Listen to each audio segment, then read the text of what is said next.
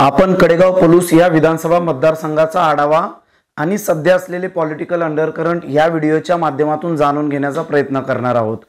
तुम्ही म्हणाल की विधानसभा निवडणुकीला तर वर्ष सव्वा वर्षाचा अवधी असताना हा रिपोर्टच कशाला, तर तसं नाहीये मित्रांनो। राजकारण आपल्याला जे उघड्या डोळ्याने जेवढं दिसतं, खरं तर त्याच्यापेक्षा जास्त राजकारण हे पडद्यामागे घडत असतं आणि हे जे पडद्यामागचं राजकारण आहे ते मी तुम्हाला थोडंसं सुटसुटीत करून आज सांगण्याचा प्रयत्न करणार आहे।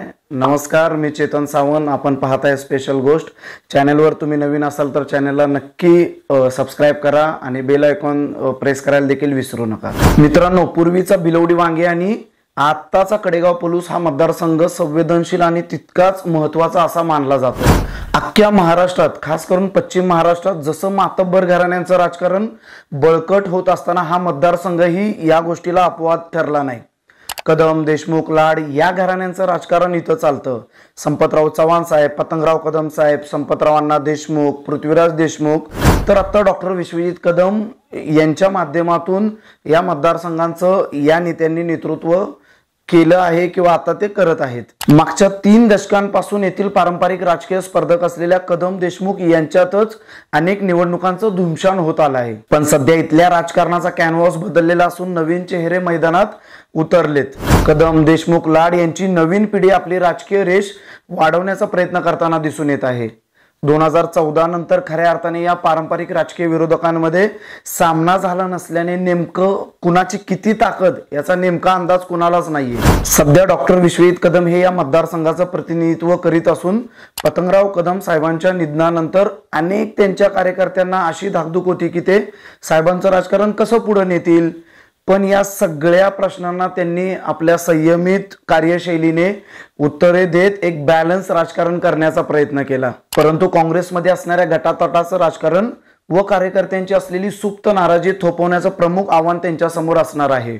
यामुळेच कडेगाव नगरपंचायतीची सत्ता त्यांच्या हातातून गेली असं म्हटलं जातं। स्वर्गीय पतंगराव कदम यांनी भारतीय विद्यापीठाच्या माध्यमातून व इतर सहकारी संस्थांच्या माध्यमातून शैक्षणिक व रोजगार निर्मितीची एक आदर्श केस स्टडी महाराष्ट्रासमोर उभी करून दिली। परंतु तरीही अनेक निवडणुकांमध्ये मोठा संघर्ष काँग्रेसला या ठिकाणी करावा लागतो हे आपण सर्वजण पाहतोच। 1997 ते 2014 पर्यंत पतंगराव कदम व पृथ्वीराज देशमुख यांच्यात प्रामुख्याने लढती झाल्या। कदम साहेबांच्या निधनानंतर पृथ्वीराज देशमुख यांनी जाहीर भाषणात सांगितलं की आता मी उभा राहणार नाही, तर इथून पुढे विधानसभेच्या निवडणुकीमध्ये संग्रामसिंह देशमुख हे उभे राहतील। सध्या त्यांची सांगली लोकसभा निवडणूक लढवण्याची इच्छा असून भाजपकडून तशी चाचपणी देखील सुरू आहे। जिल्हा परिषदेचे माजी अध्यक्ष संग्रामसिंह देशमुख यांनाच डॉक्टर विश्वजित कदम यांचे स्पर्धक म्हणून पाहिलं जातं। 2018 साली झालेल्या पोटनिवडणुकीत भरलेला अर्ज असो किंवा 2019च्या सार्वत्रिक निवडणुकीत ऐन वेळेला मतदारसंघ सेनेला गेल्याने त्यांचा ऐन वेळी पत्ता कट झाला।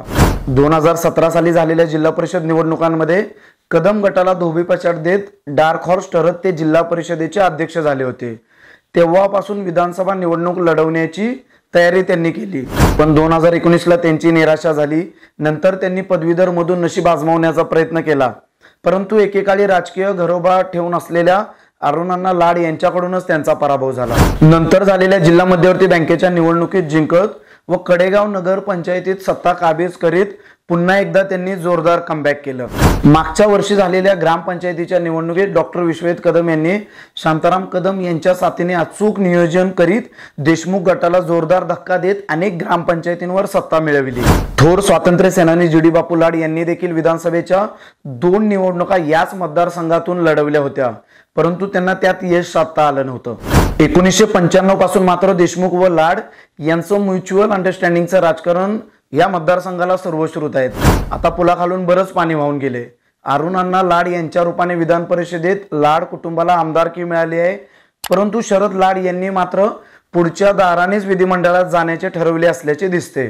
कुंडल व आसपासची काही गावे याच्या पलीकडे जात लाड गटाने आपला गट विस्तारण्यावर भर दिला, त्यात त्यांना बऱ्यापैकी यश देखील मिळत असल्याचे दिसून येते।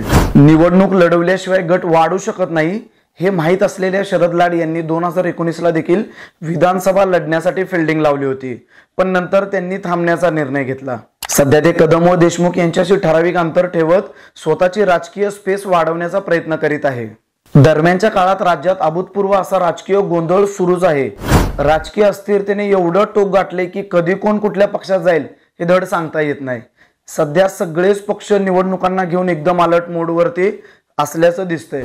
डॉक्टर विश्वजित कदम हे मतदारसंघात विविध माध्यमातून आपला संपर्क ठेवून आहेत।